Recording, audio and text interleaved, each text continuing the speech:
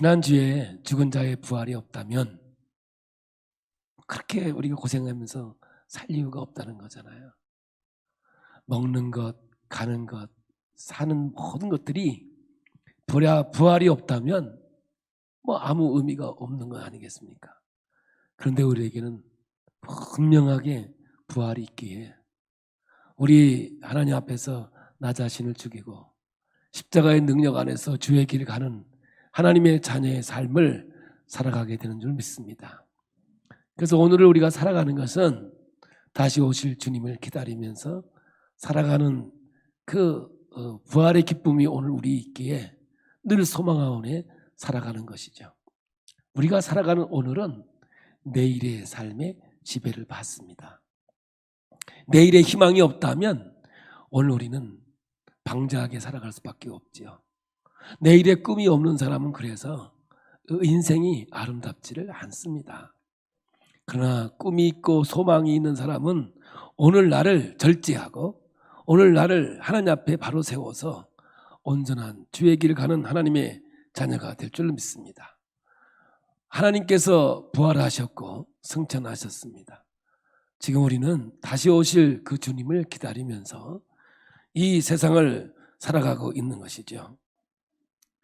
이 세상은 빛과 어둠의 세상이에요. 그래서 어둠이 지배하고 있는 세상이죠. 예수가 빛이 되어 이 땅에 오셔서 어둠을 내어 쫓으니 이 어둠은 오늘도 우리를 속이고 우리를 넘어지게 하고 우리를 쓰러지게 합니다. 희망이 없고 소망이 없는 삶을 살아가도록 우리를 어두운 가운데로 인도하죠. 사람들은 빛을 싫어합니다. 빛이 오면 모든 것이 드러나기 때문에 그렇습니다. 이 어둠이 우리를 지배하기를 원하고 그렇습니다. 이 세상은 빛과 어둠이 나뉘어졌듯이 우리는 성령의 역사와 악한 영의 지배 속에 살고 있습니다. 중간은 없습니다. 천국이 있다면 지옥이지 중간은 없는 겁니다. 그러므로 오늘도 성령의 지배를 받는 사람, 천국의 삶을 살아가는 사람이 있는가 하면 어둠의 영, 악한 영의 지배 속에서 지옥을 살아가는 인생이 있을 뿐이지요. 그래서 여러분, 우리 주님의 부활과 승천 그리고 다시 오실 주님의 사이에 오늘 우리가 살아가고 있는데 이 세상은 바로 이러한 삶을 살아가기 때문에 고난의 삶이고 환난의 삶이고 어려움의 삶이라고 하는 거죠. 우리는 기쁨을 원하고 행복을 원하고 즐거움을 원하지만 이 세상은 결코 호락호락하지 않다는 겁니다. 내가 원하는 세상이 아니고 내가 바라는 세상이 아니라는 겁니다. 어떻게든지 세상은 우리를 넘어지게 하고 우리를 끌고 어둠의 세계로 가고자 하고 있는 거죠. 그래서 필연적으로 예수 믿는 사람은 시련이 있고 고난이 있고 어려움이 있다라고 성경은 말하고 있는 겁니다. 그래서 수고한 사람, 이게 뭐예요? 억울한 사람들아 다 내게로 오라는 거죠. 왜 억울합니까? 알아주지 않기 때문에 억울한 거예요. 여러분 알아만 주면 죽어도 준다니까요. 그래서 우리는 억울함을 해결하려고 하지만 이 세상에서 억울함은 해결되지 않습니다. 그래서 주님께서 내게로 다 오라는 겁니다. 나는 온유와 겸손하다는 거죠. 그러므로 우리의 신앙의 훈련의 인생의 끝은 뭐예요? 온유와 겸손이에요. 온유와 겸손이 만들어지지 않으면 끊임없이 이 세상은 우리를 훈련시킬 것이고 우리를 환난 가운데로 끌고 들어갈 것이라는 거죠. 그리고 주님은 말합니다. 와서 내 멍에를 메고 내게 배우라는 거죠. 내 고난에 환난의 어려움이 있다면 와서 내 멍에를 메라는 거예요. 십자가를 지라는 거예요. 그러면 너희에게 쉼을 얻으리라. 내 마음의 쉼을, 하나님의 깨달음을, 하나님의 진리의 말씀 속에서 진정한 평안을 우리에게 허락하겠다는 것이죠. 여러분 오늘 본문은 히브리서 10장의 말씀입니다. 이 히브리서가 쓰여진 이유는 작자미상입니다. 어떤 이는 사도 바울이 썼다는 말도 있지만 정확하게 사도 바울이라고 말할 수 있는 말씀은 아닙니다.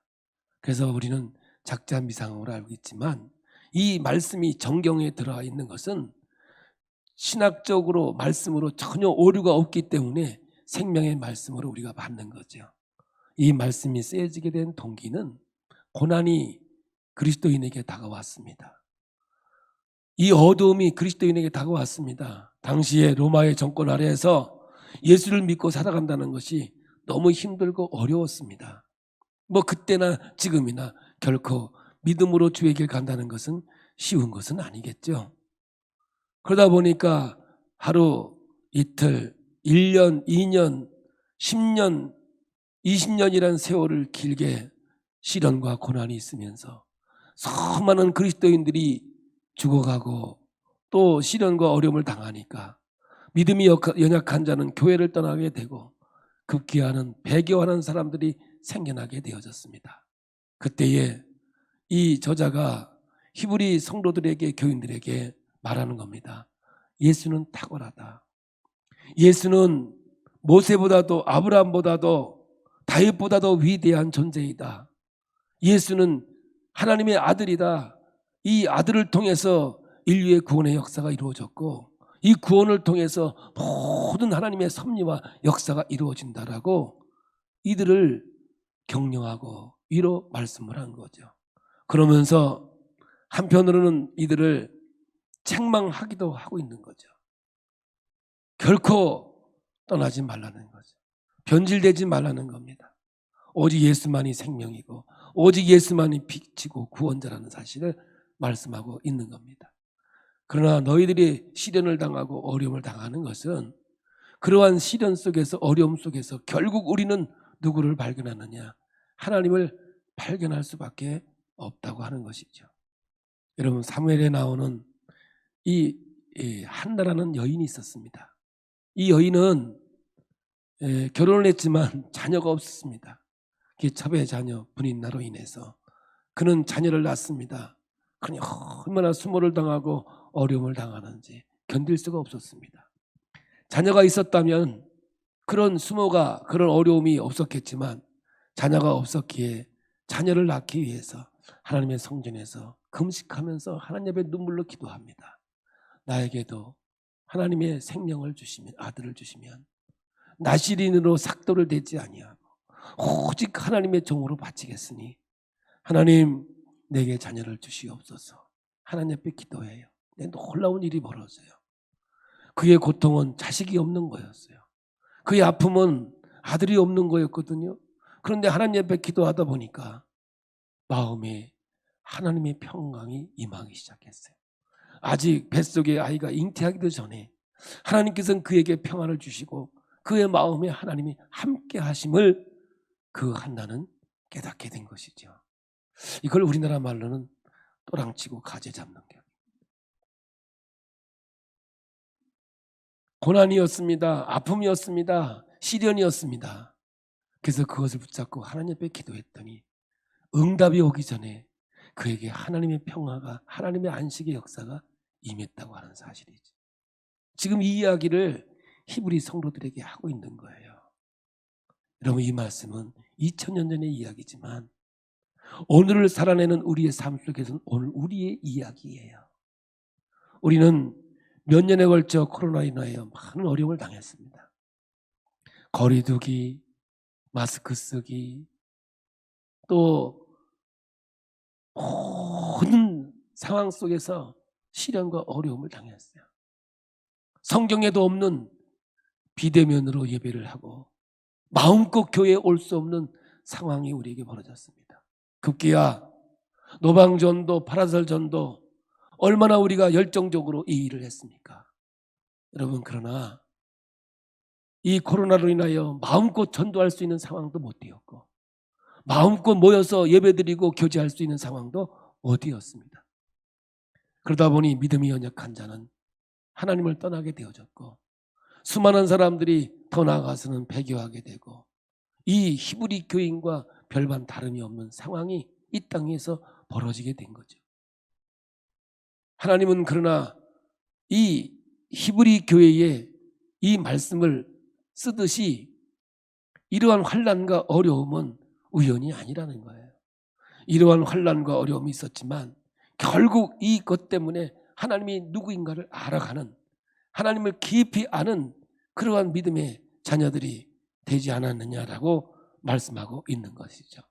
어둠에서 빛의 자녀로, 멸망에서 승리의 자녀로 하나님께서 인도하시고 역사에 왔다는 사실을 우리에게 지금도 말씀으로 함께하고 있는 겁니다. 여러분, 다른 이로는 구원이 없습니다. 오직 예수 그리스도만이 우리에게 구원자가 되시고 생명이 되시고 능력이 된다는 사실입니다. 하나님을 아는 것이 지혜의 근본입니다. 그러므로 예수가 누구인지를 아는 자체가 생명이고 능력이라는 사실이지요.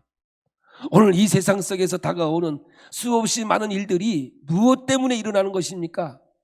하나님을 깊이 알게 하기 위한 하나님의 방법이요 하나님의 뜻이었다라는 것입니다. 우리는 욥기를 많이 얘기합니다. 욥기는 당대 의인이었습니다. 하나님 앞에 흠이 없는 자였습니다. 그러나 악한 사탄이 이 시험을 하게 됩니다. 욥이 시련을 당하면, 고난을 당하면 하나님을 떠나게 될 것이 아니냐. 하나님은 결코 그렇지 않을 것이다. 여러분, 욥기는 이 시련 속에서, 고난 속에서 인내했더니 하나님의 복 받았더라. 이건 성경을 전혀 모르고 있는 거예요. 성경의 근본 흐르고 있는 것은 내가 누구인지 알게 하리라. 이것이 하나님의 성경의 이야기거든요. 이러한 시련과 어려움 속에 모든 걸 잃었습니다. 재산도 잃었습니다. 자녀도 잃었습니다. 건강도 잃었습니다. 그가 하나님 앞에서 마지막 깨달은 게 뭔지 아십니까? 내가 이제는 눈으로 보아 알겠다는 거죠. 옛날에는 어렴풋이 알았지만 이제는 내가 만진 바 되고 눈으로 본 바 되고 확실하게 주님을 알았다는 거예요. 뭐예요? 내가 태어나기 전부터 죄인인 것을 이제야 깨달았습니다. 이게 바로 욥기를 통해서 우리에게 주고 싶은 아주 핵심 진리인 거죠. 예수가 누구인 줄 알면, 하나님이 누구인 줄 알면 여러분 내가 누구인 줄 알게 되는 거예요. 그래서 그 하나님을 경외하고 하나님을 의지하고 하나님을 섬길 수밖에 없는 거죠.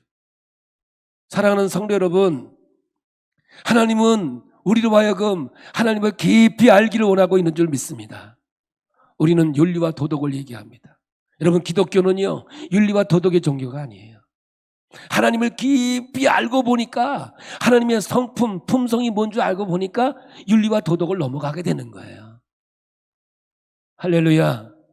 하나님을 깊이 아니까, 하나님의 그분의 뜻이 뭔지를 알고 보니까 여러분, 돕고 섬기고 헌신하고 희생하고 이러한 모든 것들이 자비와 긍휼이 아니라 하나님의 품성을 가지고 보니, 하나님의 뜻이 뭔지를 알고 보니 그 일을 내가 기쁨으로 감사함으로 하나님 앞에 영광 돌리는 삶이 되어져 간다는 거죠.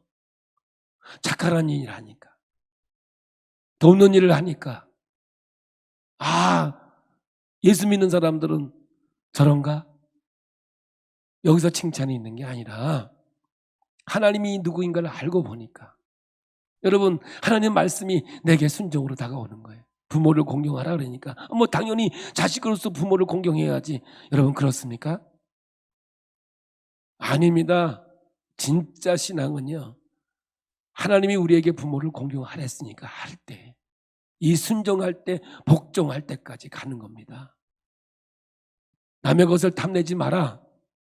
그럼 우리는 윤리와 도덕으로 남의 것을 탐내는 것은 그건 도덕 아니냐, 나쁜 거 아니냐, 그렇게 얘기할 수 있지만요, 성경은 그렇게 얘기하지 않습니다.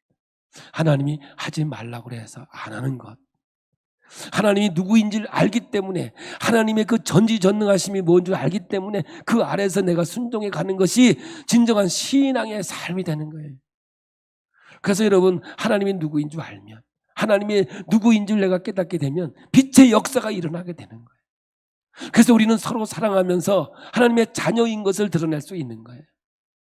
내가 하나님 앞에서 온전한 삶을 살아가게 되는 것은 여러분, 내 의지가 아니라 하나님이 나를 통제하고 다스림으로 이 길을 걸어가게 돼 있는 거죠. 제가 왜 장황하게 이야기를 하느냐 하면, 지금 히브리서에 나타나고 있는 이 성경은 정말 힘들고 어려운 이들이 하나님을 떠나고 배교하고 있는 이때에 책망도 하지만 새로운 희망과 소망으로 격려하고 있는 말씀으로 오늘 우리에게 주어졌기 때문에 그런 겁니다. 그러므로 오늘 여러분, 이 히브리서 기자가 예수는 얼마나 탁월한 분인가, 얼마나 뛰어나신 분이신가, 얼마나 대단한 분이신가, 이것을 지금 말씀하고 있는 거거든요. 사랑하는 이 기쁨의 교회 성도 여러분, 부활절을 지나고 우리는 부활절 때 만약에 부활이 없다면 우리가 살아가는 이 모든 것들이 무슨 유익이 있겠느냐는 것이었습니다. 우리는 내일이 오늘을 지배한다고, 영원한 천국의 소망이 있는 사람은 오늘을 아름답게 살아갈 수 있는 것이고 기쁨으로 살아갈 수 있는 하나님의 자녀가 된다는 것이죠. 왜 이 주일이 거룩한 줄 아십니까? 왜 이 예배가 이렇게 우리에게는 중요하고 아름다운지 아십니까?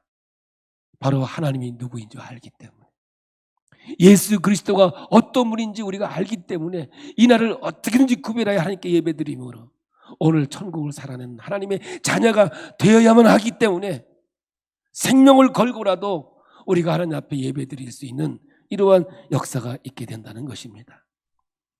이제 히브리서 기자는 성도들에게 이렇게 말합니다. 오늘 본문입니다. 히브리서 10장 32절입니다.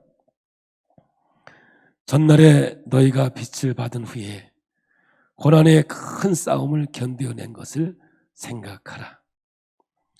혹은 비방과 환난으로서 사람에게 구경거리가 되고 혹은 이런 형편에 있는 자들과 사귀는 자가 되었으니 너희가 갇힌 자를 동정하고 너희의 소유를 빼앗기는 것도 기쁘게 당한 것은 더 낫고 영구한 소유가 있는 줄 압니다. 예수밖에 없다고 하니까 여러분, 우리가 예수 믿고 주의 길 가다 보니까 얼마나 어려움과 시련이 많습니까? 예배 드리는 거 하나조차도 우리에게는 어려움이었고 환난이었습니다. 그러나 이런 가운데 우리가 하나님 앞에 예배 드리며 예배의 고귀함과 귀중성을 깨닫게 되는 겁니다. 여러분, 감옥에 가두니까 감옥 사역이 시작이 되어진 겁니다. 소유를 빼앗기는 것도 기쁘게 빼앗겼다고 합니다. 왜 그러냐? 빼앗겨 보니까 내가 가지고 있는 것이 아무것도 아닌 것을 깨닫게 된 거예요. 내가 병이 들어 보니까 내가 건강이 얼마나 중요한 것인가를 알게 되는 거예요. 제 인생 속에 이건 늘 간증이죠. 제가 6개월 이상의 병원 생활이 없었다면, 아니 꼭 있게 해달라고 기도한 건 아니에요. 하나님께서 저를 글로 끌고 가신 거지. 거기에서 하나님을 기도하다 만나게 됐고 하나님을 경험하고 하나님이 나를 체험케 하셔서 이 길을 가게 해 주신 것 믿습니다. 저는 성공이 뭔가, 제가 첫 목회를 시작하면서 성공은 교회를 부흥하는 거였습니다. 성도들을 많이 모으고 교회를 크게 부흥시킨 거였습니다. 사람들은 그랬습니다. 감리교는 경상도에서 힘들어. 경상도에서는 장로교 간판을 달아야 교회가 부흥돼. 감리교 간판 달면 힘들어. 그때는 성령이 충만한 때니까. 아니 그런 게 어딨어. 하나님이 어디든 다 계시는데 하나님께서 역사하시면 안 될 게 있나?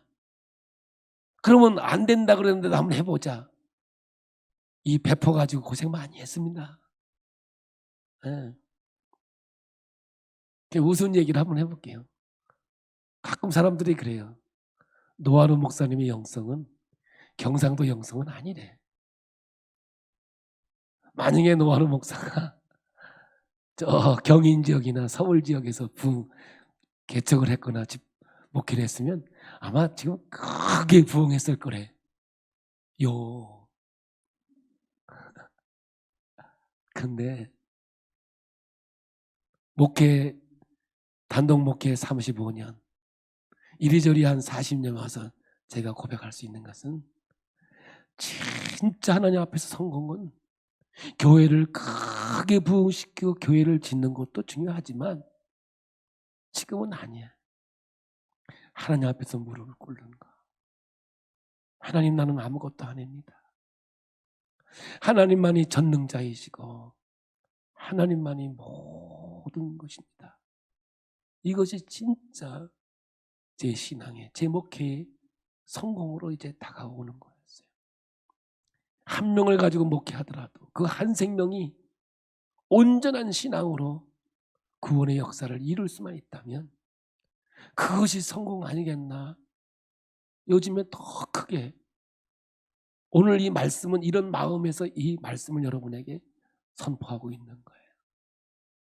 히브리 성도들이 이 시련과 어려움 속에 많은 사람들이 교회를 떠나고 배교하고 있는 이때에 이런 가운데서도 너희들은 하나님이 너희들에게 보여주시는 거 아니겠느냐.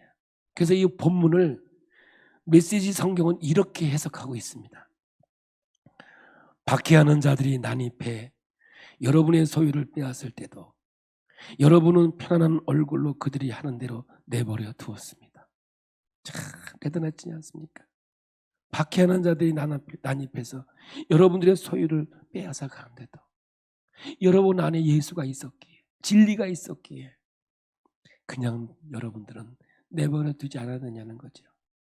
그들이 여러분의 진짜 보물을 어찌할 수 없다는 것을 알고 있었기 때문입니다.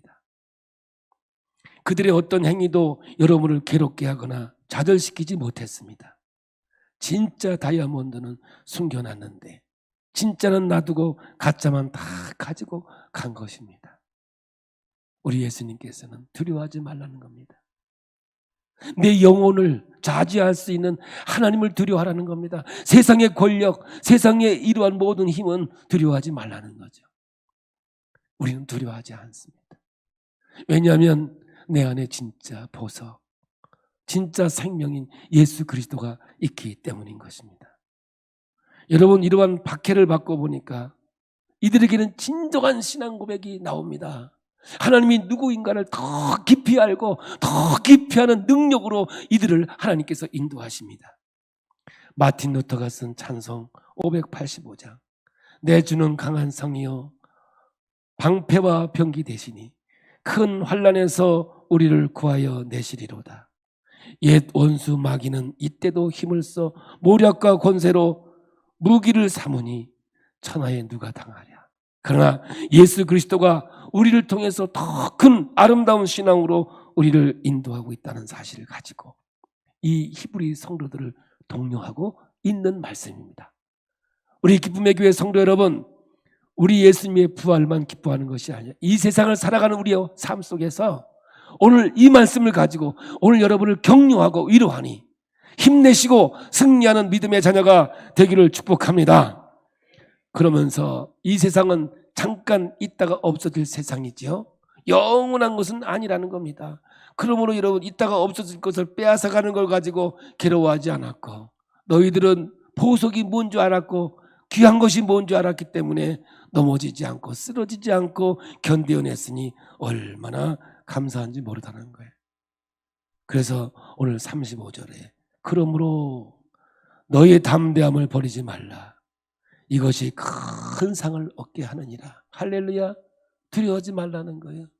이런 환난과 어려움을 두려워하지 말라는 거예요. 끝없이 하나님의 은혜와 하나님의 역사를 이루어지게 하는 거죠.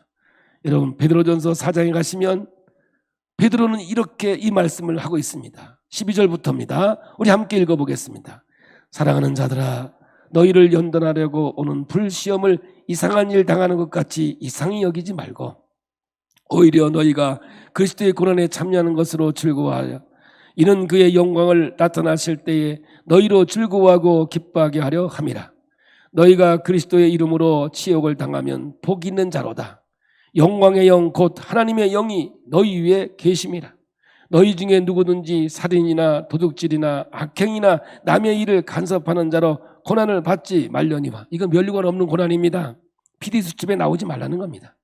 16절입니다. 만일 그리스도인으로 고난을 받으면 부끄러워하지 말고 도리어 그 이름으로 하나님께 영광, 이렇게 살라는 겁니다. 17절입니다. 하나님의 집에서 심판을 시작할 때가 되었나니 만일 우리에게 먼저 하면 하나님의 복음을 순종하지 아니하는 자들의 그 마지막은 어떠하며 또 의인이 겨우 구원을 받으면 경건하지 아니한 자와 죄인은 어디에 서리요. 그러므로 하나님의 뜻대로 고난을 받은 자들은 또한 선을 행하는 가운데 그 영혼을 미쁘신 창조주께 의탁할지어다. 할렐루야. 15절은 너희들은 하나님 백성이니 이렇게 살지 말라는 거예요. 면류관 없는 고난 당하지 말라는 거예요.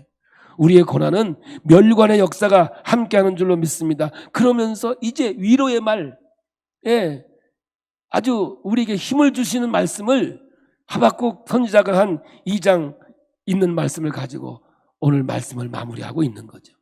오늘 37절에서 38절은 바로 이 이야기입니다. 권투 선수나 마라톤 선수가 마지막 끝날 쯤 되면 비몽사몽간 되는 거예요. 힘이 소진됐습니다.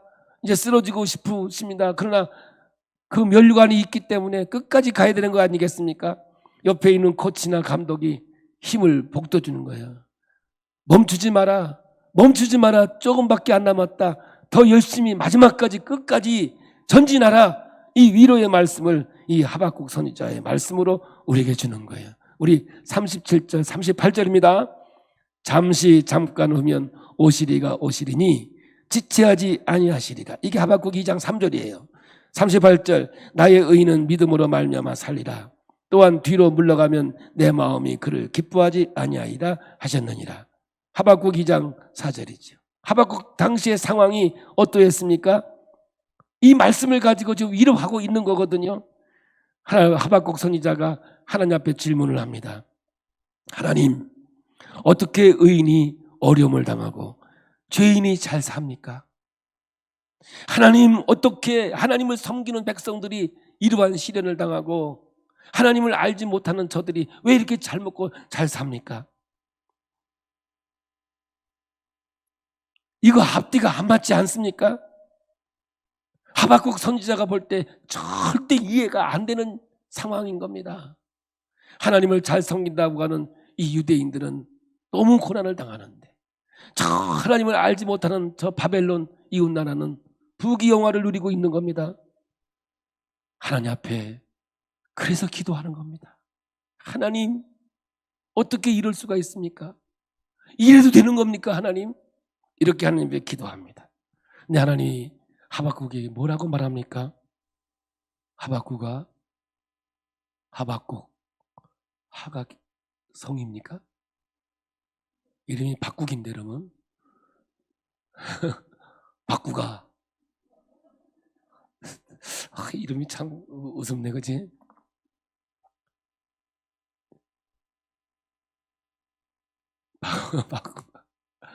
너 뭐 이런 것 가지고 이러느냐? 야, 너 뭐 이것 가지고 너 아우성 치냐? 너 이제 조금 있으면 바벨론이 쳐들어와서 너희 나라를 완전히 초토화시킬 건데 지금 하박국이요 하나님 앞에 가서 혹 뛰러 갔거든요. 하나님이 이럴 수가 있습니까? 이랬어야 되는 겁니까? 혹 뛰러 갔는데 혹 하나 더 붙이고 오는 상황이 됐습니다. 그래서 하박국이 더 이해할 수가 없었습니다. 그래서 하박국은 제대로 하나님께 따지기 시작합니다. 하나님의 역할을 제대로 하셔야지요. 하나님이 뭐 그런 하나님이십니까? 이렇게 대듭니다. 하박국에. 이렇게 따지죠. 그러나 결국 하박국 선지자가 얻은 답이 무엇입니까? 이 세상에서 살아가는 것이 어려워서 하나님께 엎드렸는데 이 세상의 삶이 어려워서 여러분 하나님 앞에 아우성 쳤는데 결국 무엇을 얻은 것입니까? 이 세상의 삶이 다가 아니라는 것을 깨달은 겁니다. 이 세상은 잠깐 있다가 없어질 세상인 것을 깨달은 것이죠. 그러니까 눈으로 보이는 것만 보고 사는 것이 우리가 아니라는 것을 하박국 선지자가 알게 되었습니다. 먹고 사는 것이 그리 큰 문제가 아니라는 것이, 여러분 하나님을 깊이 알게 되었습니다. 이 기도를 통해서 하나님과 깊은 관계를 맺게 되었습니다. 그래서 믿음이 업그레이드 돼서 성숙한 사람이 되었습니다. 그래서 의인은 이 세상에서 먹고 죽고의 문제가 아니라 하나님이 약속해 주시고 하나님의 살아계시고 역사하심, 그 하나님을 붙잡고 사는 것이 결국 우리의 삶이라는 것을 하박국 선지자는 깨닫게 된 겁니다. 여러분, 현재의 문제, 부조리한 것들을 해결해 주시는 분으로 하나님이 우리에게 있는 게 아닙니다. 이 땅에서 어려움과 고통을 통해서 하나님이 이루시려는 것이 무엇인 줄 아십니까? 하나님을 향한 더 큰 신뢰와 하나님이 어떤 분이신가, 그 하나님이 우리에게는 어떤 창조주이신가, 이것을 알게 하시기 위한 것이 하나님의 분명한 뜻이라는 사실을 깨닫기를 원합니다. 지금 히브리 성도들에게 이 어려움과 시련이 있는 것은 여러분, 시련과 어려움으로 끝나는 게 아닙니다. 더 깊은 하나님과의 관계 속에서 하나님이 어떤 분인 것을 여러분 깨닫게 하는 것이죠. 이 어려움이 있었기에 하박국 선지자가 결국 그 깨달음의 경지에 하나님의 그 영광의 경지를 올라가게 된 겁니다. 이 세상이 다이고 죽으면 끝이다 하면 소망이 없는데, 하나님께서 질문하고 답을 받는데 하박국이 깨달은 것이 무엇입니까? 잠시 잠깐 오면 오실 그분이 오신다라는 것을 깨닫게 된 겁니다. 그래서 그분이 우리에게 채우시고 역사할 것을 분명히 깨닫게 되는 것이죠.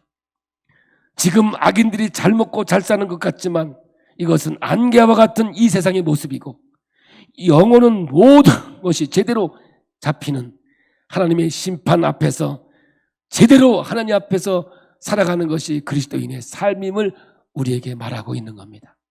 사랑하는 성도 여러분, 이 히브리 시대의 삶이나 오늘 우리의 삶이 별반 다른 게 아닙니다. 우리가 살다 보면 왜 억울하지 않습니까? 세상이 너무 부조리하고 어떻게 이런 세상이 전개되고 있을지 안타까운 지경에 있을 때가 우리는 얼마나 많은지 모릅니다. 그러나 이러한 과정을 통해서 이 세상은 있다가 없어질 것이고 영원한 세상을 볼 수 있는 영적인 눈이 열리는 역사가 있기를 축복합니다. 그래서 하박국 선지자가 이렇게 고백을 하고 있는 겁니다. 하박국 3장 16절, 17절, 18절입니다. 내가 들었으므로 내 창자가 흔들렸고 그 목소리로 말미암아 내 입술이 떨렸도다. 무리가 우리를 치러 올라오는 환난 날을 내가 기다림으로 썩이는 것이 내 뼈에 들어왔으며 내 몸은 내 처소에서 떨리는도다. 비록 무화과 나무가 무성하지 못하며 포도나무에 열매가 없으며 감람나무에 소출이 없으며 밭에 먹을 것이 없으며 우리의 양이 없으며 위안권에 소가 없을지라도 나는 여호와로 말미암아 즐거워하며 나의 구원의 하나님으로 말미암아 기뻐하리라. 하박국은 어려움과 환난을 통해서 결국 하나님의 깊은 뜻을 깨달은 것 같이 오늘 여러분, 우리도 하나님께서 이 역사를 이루기를 원하고 있는 거예요. 눈에 보이는 것만으로 판단하면 안 된다는 거예요. 악인들이 판치는 것과 같고 나는 되는 것도 없는 것 같고 바벨론의 권세를 가지고 일어난다고 해도 온 세상을 지배한다고 생각하지 말라는 거예요. 여전히 하나님은 지금도 살아계시고 오늘도 능력을 가지고 이 세상을 다스리겠다는 사실을 우리는 믿어야 된다는 사실을 알아야 되는 겁니다. 그러므로 여러분, 오늘 우리들의 현실 속에서 다가오는 시련과 어려움이 여러분 하나님을 더 깊이 알고 하나님의 영적인 세계를 깨닫게 하기 위한 하나님의 방법이라는 사실을 여러분 잊지 마시고 오늘도 이 말씀으로 위로받고 오늘 우리의 삶에 능력을 가지고 살아가는 하나님의 자녀가 되기를 예수의 이름으로 축복합니다. 손해보다가 억울함 당하다가 결국 하나님 앞에 나와서 기도하다가 하나님의 살아계심을 경험하는 겁니다. 여러분, 이삭이 그의 자녀에게 축복을 합니다. 이삭의 마음은 여러분 야곱의 형 에서에게 축복해 주는 거였습니다. 그러나 하나님의 뜻은 뭐였습니다? 원래부터 야곱을 통해서 민족을 이루겠다는 약속이었죠. 결론이 뭐였어요? 아버지를 속여가면서까지 야곱의 축복을 받습니다. 이걸 통해서 이삭이 입술이 떨립니다. 하나님은 하나님의 뜻대로 하시는 분이구나. 사람의 뜻대로 하는 것이 아니라 하나님의 계획과 섭리대로 되시는 분이구나. 입술이 떨리고 하나님 앞에 어떻게 할 줄 모르는 겁니다. 사랑하는 성도 여러분, 우리는 하나님을 깊이 알아야 됩니다. 하나님은 여러분의 생각에 있지 않습니다. 우리가 알고는 지식 속에 하나님이 계시지 않습니다. 하나님은 우리 안에서 우리를 지배하고 다스리기를 원하십니다. 하나님을 깊이 알기를 원하십니다. 예수 그리스도가 누구인지를 알기를 원하십니다. 이것이 바로 지혜의 근본이고 생명이라는 사실입니다. 이 위로의 말씀을 가지고 우리가 이 세상을 살아가면서 온전한 믿음으로 살기를 축복합니다. 어떤 환경과 상황이 올지라도 여러분 넘어지지 말고 하나님 앞에 기도하며 살아계신 하나님을 체험하고 그 하나님의 놀라운 계획과 섭리를 깨달아서 믿음으로 승리하는 우리 모두가 되길 바라고요. 우리 기쁨의 교회가 하나님의 기적이 있기를 원합니다. 여러분, 시험은요, 내가 할 수 있어서 오는 겁니다. 할 수 없는 것은 시험거리가 되지 않습니다. 예를 들어서 예수님께서 이 땅 위에서 가장 먼저 시험 받은 것이 광야에서 돌을 가지고 떡을 만들어 먹으려는 시험이었습니다. 이거는 예수님에게 시험거리지만 우리는 시험이 되지 않습니다. 왜냐? 못하거든요. 완우야, 이 돌을 떡되게 만들어 먹어라. 이 시험거리가 안 됩니다. 왜냐? 나 못하거든요. 오늘 우리에게 다가오는 시험은요, 시련은요, 우리가 할 수 있으니까 오는 겁니다. 아멘. 여러분, 하나님께서 우리에게 다가오는 가지 일들은 그걸 통해서 하나님을 볼 수 있으니까, 그걸 통해서 하나님이 누군가를 알 수 있으니까 우리에게 허락하는 거거든요. 이 세상 살아가면서 여러분, 소망을 가지고 오늘을 살아가면서 절망과 좌절이 아니라 새로운 희망과 꿈을 가지고 살아가는 우리 기쁨의 교회 성도가 되고 난 이 나라와 민족이 되기를 하나님 앞에 기도합니다. 여러분, 멋진 우리 주님과 함께 행복한 삶을 살아가는 우리 모두가 되기를 예수의 이름으로 축복합니다.